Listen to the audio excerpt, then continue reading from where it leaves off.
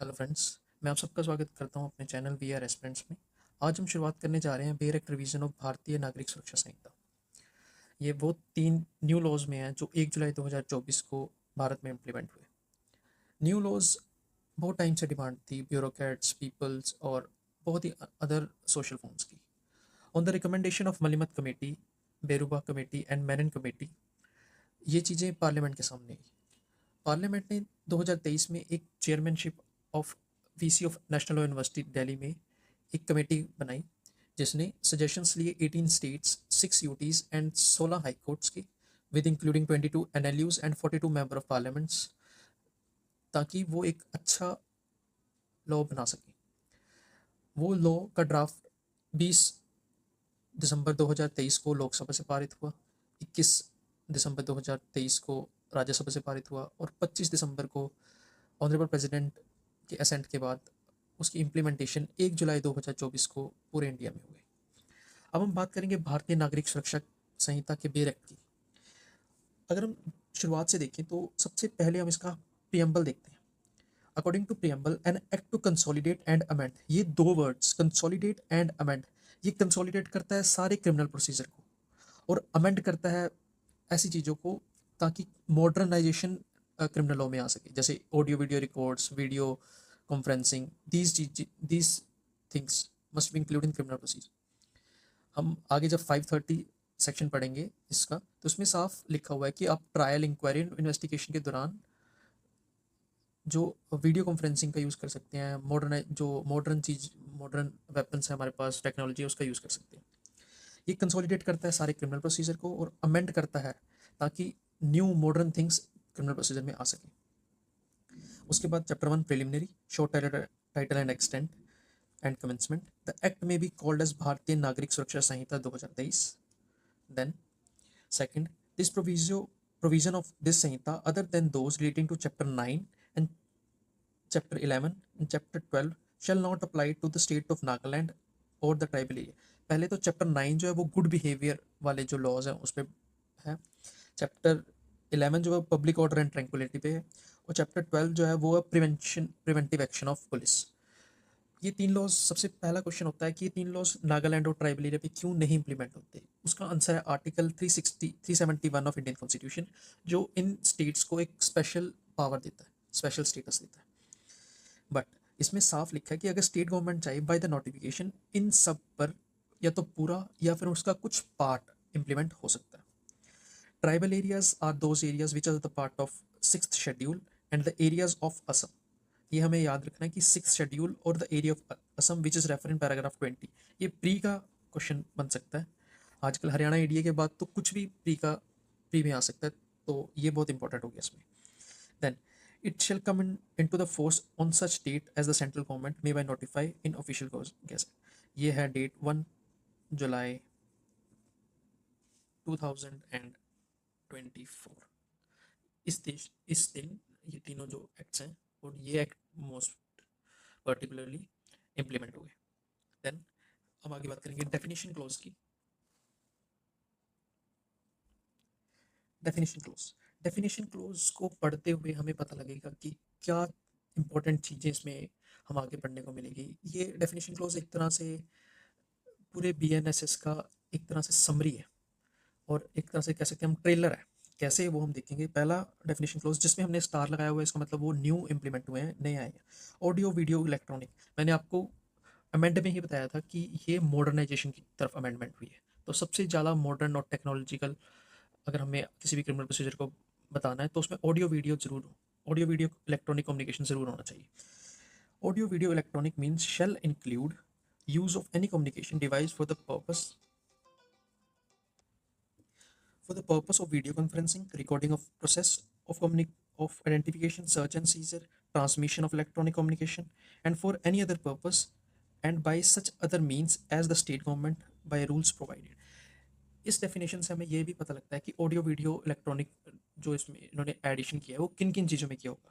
पहला video conferencing में किया, जो मैंने सेक्शन 530 में आपको बताया कि वीसी से अब आजकल ट्रायल्स, इंक्वायरी, इन्वेस्टिगेशन सब हो सकता है। इवन वीसी से बंदे की प्रेजेंस भी लगती है आजकल।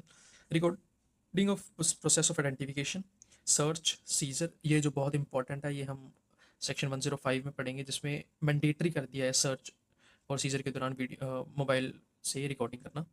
Transmission of electronic communication for any other purpose which the state government by rules provided. State government में को इसमें पावर दी है कि आप रूल्स बनाएंगे कि किन किन ऑडियो वीडियो कम्युनिकेशन को आप इंक्लूड करना चाहते हैं, किसको नहीं करना चाहते हैं। इसमें इंपॉर्टेंट चीज़ है कि इसमें स्टेट गवर्नमेंट को पावर दी है। ये भी एक प्री के लिए बहुत इंपॉर्टेंट क्वेश्चन बनता है, क्योंकि स्टेट गवर्नमेंट और सेंट्रल गवर्नमेंट में बच्चा कंफ्यूज हो सकता है, तो इसलिए ये भी बहुत इंपॉर्टेंट है। Next, bail. अब दो तरह की चीज़ें बता रखी हैं आगे, बेल देन बॉन्ड और बेल बॉन्ड। इसको हम बहुत ध्यान से पढ़ेंगे। Bail means release of a person accused of a suspected of commission of an offence from the custody of law upon certain condition imposed by the officer or the court on the execution by such person of a bond और bail bond. Bell वो चीज़ है जिस पे किसी भी person को, जिस पे किसी भी ऑफेंस के कमीशन का सस्पिशन है, उसको कोर्ट छोड़ सकती है। कब छोड़ सकती है? जब ऑन द बॉन्ड और bail bond with the condition impose, condition impose करके उनको छोड़ सकती है। मेनली कंडीशन ये होती है कि आप अगली डेट को प्रेजेंट होंगे कोर्ट में, आप टेम्पर नहीं करेंगे, विटनेस को धमकाएंगे नहीं, ये मेनली कंडीशंस होती हैं। और बॉन्ड और बेल बॉन्ड पे छोड़ा जा सकता है। अब बॉन्ड और बेल बॉन्ड में क्या डिफरेंस है वो हम पढ़ेंगे नेक्स्ट में। डी और E, bail bond. Bail bond means an undertaking for release with surety. Bail bond surety की अंडरटेकिंग पे छोड़ा जाता है। श्योरिटी की अंडरटेकिंग मतलब एक बंदा आपकी गारंटी लेगा कि ये नेक्स्ट डेट पे आएगा, किसी विटनेस को धमकाएगा नहीं, जो कंडीशन उन्होंने लगाई है उसको सेटिस्फाई करेगा, जो कंडीशन कोर्ट ने लगाई है उस चीज़ को सेटिस्फाई करेगा। और बॉन्ड होता है undertaking without any surety. Bond पे बहुत ही कम लोगों को छोड़ा जाता है, या फिर कोई इंटेलिजेंट पर्सन हो, या फिर कोर्ट को ऐसा लगे कि ये श्योरिटी नहीं अरेंज कर पाएगा, तो कोर्ट अपने प्रूडेंस पे बॉन्ड पे छोड़ सकते हैं। जनरली बेल बॉन्ड पे ही छोड़ा जाता है किसी भी पर्सन को जो बेल ग्रांट कर दी जाती है। अब बेल ग्रांट कर दी जाती है, मैंने तो काफ़ी बार यूज़ किया। बेल किन केसेस में एज अ राइट ग्रांट की जाती है और किन केसेस में as a virtue of court grant की जाती है। मतलब उसमें जो कोर्ट का अपना दिमाग लगा के कोर्ट कोग्निजेंस लेके तब बेल ग्रांट करती है। दो तरह के ऑफेंसेस होते हैं, एक होते हैं बेलेबल ऑफेंसेस जिसमें एक्यूज का राइट है टू गेट बेल, और दूसरे होते हैं non bailable offences. Non bailable offences वो होते हैं जिसमें एक्यूज का राइट नहीं होता, but court according to circumstance जो उसके सामने पेश किया प्राइमा फेसाई उसे देखकर छोड़ सकती है, वो उनकी प्रूडेंस पे होता है। ये हम सी में पढ़ेंगे। और बेलेबल ऑफेंस और नॉन बेलेबल ऑफेंस की जो बाइफ्रिकेशन है वो फर्स्ट शेड्यूल में की हुई है। Then charges. Charges include head of charge with when the charge contain more than what head includes. Charges की डेफिनेशन में पूरी नहीं दे रखी। चार्जेस वो हैं जो डिटरमाइन करने के लिए, प्राइमा फेसाई डिटरमाइन करने के लिए यूज़ किए जाते हैं। जैसे हम सिविल केसेस में इश्यूज फ्रेम करते हैं, वैसे इसमें चार्जेस फ्रेम होते हैं ताकि जो कोर्ट है वो एक नैरो कर पाए ट्रायल को, स्कोप को, और जो एविडेंस है वो अकॉर्डिंग टू चार्जेस कोर्ट के सामने प्रोड्यूस की जाए। रेलेवेंसी भी वहीं से हम डिटरमाइन करेंगे। अगर एक बार नैरो हो जाता है स्कोप ऑफ ट्रायल तो एविडेंस की रेलेवेंसी भी डिटरमाइन करना आसान हो जाता है कोर्ट के लिए, तब चार्जेस, इसलिए चार्जेस फ्रेम होते हैं। जब हम चार्जेस का चैप्टर पढ़ेंगे तब हमें समझ आएगा कि इसका क्या मतलब होता है असल में।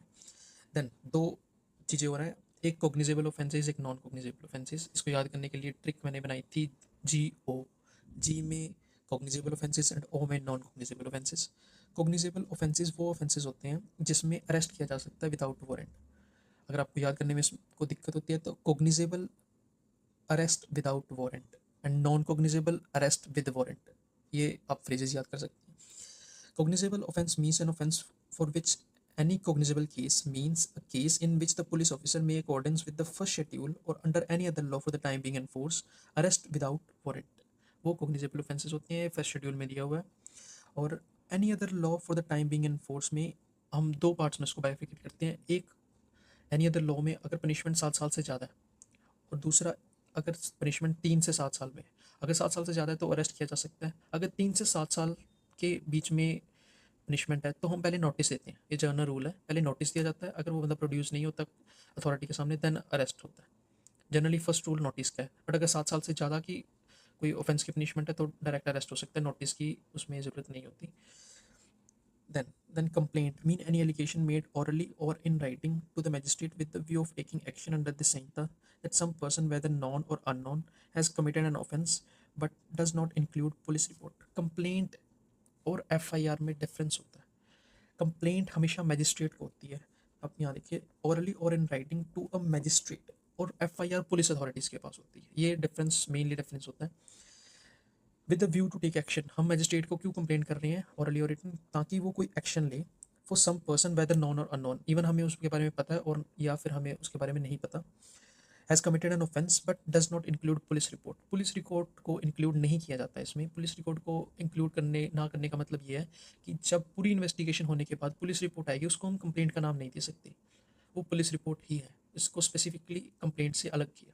बट एक्सप्लेनेशन में बताया गया है कि अगर कोई पुलिस ऑफिसर जब इन्वेस्टिगेशन करने के बाद ये बोलता है, ये उसको पता लगता है कि नॉन कॉग्निजेबल ऑफेंस कमिट हुआ है, तो जो उसकी तो डीम्ड कंप्लेंट हो जाती है, जो भी रिपोर्ट होगी उसकी, क्योंकि रिपोर्ट करने जो इन्वेस्टिगेशन करने से पहले उसको नहीं पता था कि वो नॉन कॉग्निजेबल ऑफेंस है, बट इन्वेस्टिगेशन करने के बाद जब पता लगता है तो जो उसकी रिपोर्ट होती है उसको एज ए कंप्लेंट डील करते हैं and the police officer by whom such report is made is deemed as complaint, और जिसने वो पुलिस रिपोर्ट बनाई है उसको डीम्ड कंप्लेनेंट बोलते हैं।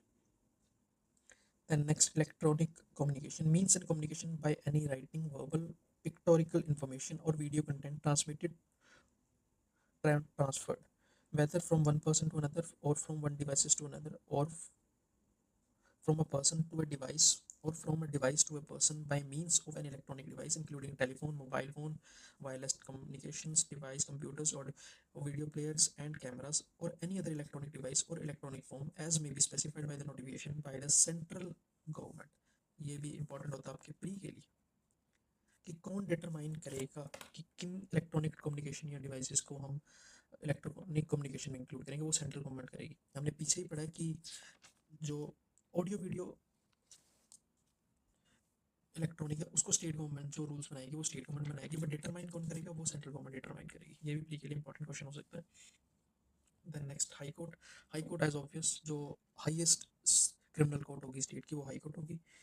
इंक्वायरी, इंक्वायरी ट्रायल नहीं होती, यही फर्स्ट लाइन बोलते हैं। Inquiry means every inquiry other than trial conducted under the Sanhita by magistrate और कोर्ट। अब अगर आप इसके बारे में, ट्रायल से कैसे डिफरेंस है, ट्रायल होता है जहाँ पे चार्जेस फ्रेम होते हैं, प्रोसिक्यूशन एविडेंस होता है, डिफेंस एविडेंस होता है, देन आर्गुमेंट्स होती हैं और उसके बाद कंक्लूजन ऑफ ट्रायल होता है। बट जो इंक्वायरी होती है वो मैजिस्ट्रेट खुद करता है to ensure prima facie case कि ऐसा कोई केस हुआ भी है या नहीं हुआ। अगर कोर्ट को कोई कंफ्यूजन होती है तो वो इंक्वायरी हेल्ड करता है। जैसे हम जो टीआईपी है, test identification period, it is the part of inquiry, जहाँ पे मजिस्ट्रेट ये डिटरमाइन करता है कि जो विटनेस या कंप्लेनेंट बोल रहा है वो उस बंदे को पहचान भी पा रहा है, कि जो उसने किसी बंदे पर आरोप लगाए हैं क्या वो उस आदमी को पहचान पाता है या वो एक वेग एक्सप्लेनेशन या वेग कंप्लेंट दे रहा है। तो it is the part of inquiry जहाँ पे कोर्ट या मजिस्ट्रेट अपने आप को प्राइमा फेसाई केसेस को अंडरस्टैंड करने के लिए, क्लियर करने के लिए इंक्वायरी हेल्ड होती है। It is not a part of trial, वहाँ पे एविडेंसेस नहीं आप दे सकते। Investigation include all the proceeding under the Sanhita for the collection of evidence conducted by police officer or any other person other than magistrate who is authorized by the magistrate in this behalf। Investigation हमें पता है police handle करती है, police करती है investigation, और investigation करने के बाद जो रिपोर्ट होती है वो 193 में आती है, जिसको हम चार्जशीट बोलते हैं इन द कोर्ट लैंग्वेज। ये इन्वेस्टिगेशन होता है, इसका मेन पर्पस होता है collecting of evidence by police officer other than magistrate. Then next, explanation, when any of the provision of special act like UAPA, PODA are inconsistent with the provision of this Sanhita, the provision of the special act shall prevail। ये तो general rule है, special act prevail होगा general act, तो ये general act है तो उसके ऊपर स्पेशल एक्ट ही प्रिवेल होगा इन इन्वेस्टिगेशन और any other procedure. Then judicial proceeding include any proceeding in the course on which evidence is may be legally taken on oath. Oath पे जो भी एविडेंस लिए जाएंगे वो जुडिशियल प्रोसीडिंग्स में का एक पार्ट होंगे। लोकल जुरिस्डिक्शन जो कि हमारी स्टेट गवर्नमेंट डिटरमाइन करती है, मजिस्ट्रेट और कोर्ट की, जिसके ऊपर कोर्ट या मजिस्ट्रेट अपनी पावर्स को एक्सरसाइज कर सकता है। Non cognizable offence, as I already told you, non cognizable offences with warrant arrest, जहाँ पे अरेस्ट करने के लिए आपको प्रायर मजिस्ट्रेट के पास जाना पड़ेगा, वारंट निकालना पड़ेगा, देन आप ओनली अरेस्ट कर सकते हैं। इसमें इन्वेस्टिगेशन का प्रोसीजर सेक्शन 174 में दिया हुआ। The notification which is published in official gazette, an offence mean an act or omission may punished by any law for the time being in force, including any act in respect which a complaint may be made under section 20 of Cattle Trespass Act। Officer in charge of station include, when the officer in charge of include, ये एक inclusive definition है, inclusive definition है ये एक exhaustive definition है, inclusive definition है। इसमें include करते हैं अगर स्टेशन जो इंचार्ज है वो एबसेंट है तो कोई और आदमी उसकी जगह ड्यूटीज परफॉर्म करेगा, अगर वो है तो नेक्स्ट रैंक ऑफिसर। बट इसमें एक बार दे रखा है above the rank of constable.